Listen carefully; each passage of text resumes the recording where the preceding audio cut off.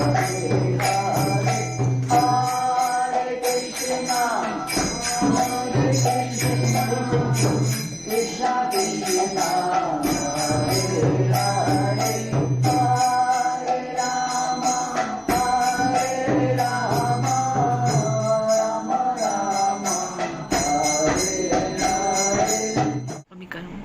Krishna. Happy Ekadashi, Nirjala Ekadashi. Nirjala Ekadashi कथा। श्री भीमसेन बोले, हे पितामह, भ्राता युधिष्ठिर, माता कुंती, द्रौपदी, अर्जुन, नकुल और सहदेव सभी एकादशी का दिन व्रत करते हैं और मुझे भी एकादशी के दिन अन्न खाने को मना करते हैं। मैं उनसे कहता हूँ कि भाई मैं भक्ति पूर्वक भगवान की पूजा कर सकता हूँ, दान दे सकता हूँ, परंतु मैं एकादशी के दिन भूखा नहीं रह सकता। इस पर व्यास जी बोले, हे भीमसेन, यदि तुम नरक को बुरा और स्वर्ग को अच्छा समझते हो तो हर मास की दोनों एकादशी को अन्न नहीं खाया करो। इस पर भीमसेन बोले, हे पितामह, आपसे पहले मैं कह चुका हूँ कि मैं एक दिन एक समय भी भोजन किए बिना नहीं रह सकता, फिर मेरे लिए पूरे दिन का उपवास करना तो कठिन है। मेरे पेट में अग्नि का वास है जो ज्यादा अन्न खाने पर ही शांत होती है। यदि मैं कोशिश भी करूं तो वर्ष में एक व्रत जरूर रख पाऊंगा। तो आप मुझे ऐसा कोई व्रत बताइए जिससे मुझे स्वर्ग की प्राप्ति हो सके। श्री व्यास जी बोले, हे वायुपुत्र, बड़े बड़े ऋषि और महर्षियों ने बहुत से शास्त्र बनाए हैं। यदि कलयुग में मनुष्य उन पर आचरण करे तो अवश्य ही उसे मुक्ति मिलेगी। इसमें धन भी बहुत कम लगता है और वो सब पुराणों का सार है। उसको मैं तुम्हें वो बताता हूँ, उसे कहता हूँ जिससे कि मनुष्य को दोनों पक्षों की एकादशी का व्रत करना चाहिए, इससे उन्हें स्वर्ग की प्राप्ति होती है। व्यास जी बोले, ये भीमसेन, कृष्ण और मिथुन संक्रांति के मध्य में ज्येष्ठ मास की शुक्ल पक्ष की एकादशी होती है। इसे निर्जला एकादशी बोलते हैं और इसका व्रत बिना जल के होता है।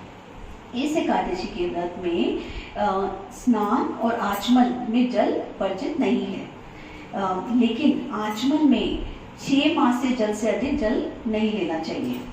इस आचमन से शरीर की शुद्धि हो जाती है। आचमन में 6 मास से अधिक जल मद्यपान के समान है। इस दिन भोजन नहीं करना चाहिए। भोजन करने से व्रत नष्ट हो जाता है। यदि सूर्योदय से सूर्यास्त तक मनुष्य जलपान ना करे तो उसे 12 एकादशी के फल की प्राप्ति होती है। द्वादशी के दिन सूर्योदय से पहले ही उठना चाहिए। इसके बाद भूखे ब्राह्मण को भोजन कराना चाहिए। उसके बाद स्वयं भोजन करना चाहिए। हे भीमसेन, स्वयं भगवान ने मुझे कहा था कि इस एकादशी का पुण्य समस्त तीर्थों और दान के बराबर है। इस दिन निर्जल रहने से मनुष्य पापों से मुक्त हो जाता है। जो मनुष्य निर्जला एकादशी का व्रत करते हैं उनको मृत्यु के बाद भयानक यमदूत नहीं दिखते, बल्कि भगवान विष्णु के दूत स्वर्ग से आकर उनको पुष्पक विमान पर लेकर जाते हैं। संसार में सबसे श्रेष्ठ निर्जला एकादशी का व्रत है, इसलिए यत्नपूर्वक इस एकादशी का निर्जल व्रत करते रहना चाहिए। इस दिन ओम नमो भगवते वासुदेवाय इस मंत्र का उच्चारण करना चाहिए।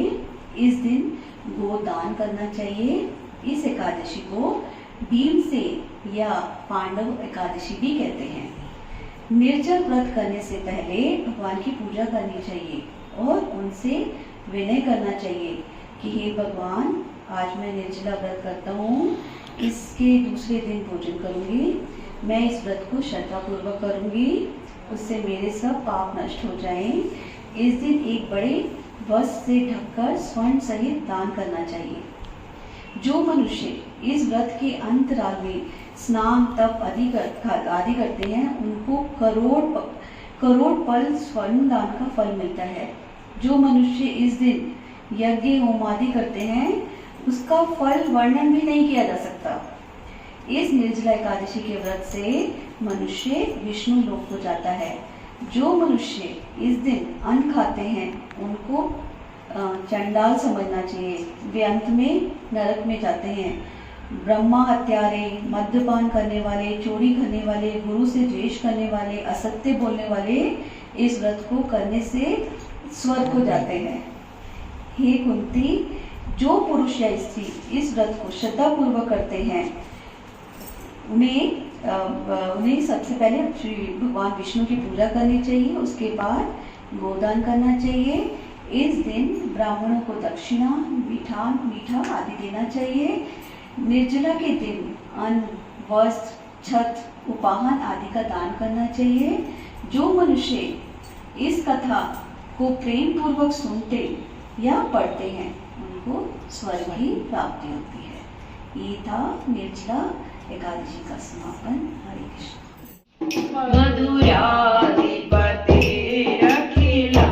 मधुरं गीतं मधुरं पीतं मधुरं मुक्तं मधुरं सुतं मधुरं रूपं मधुरं तिलकं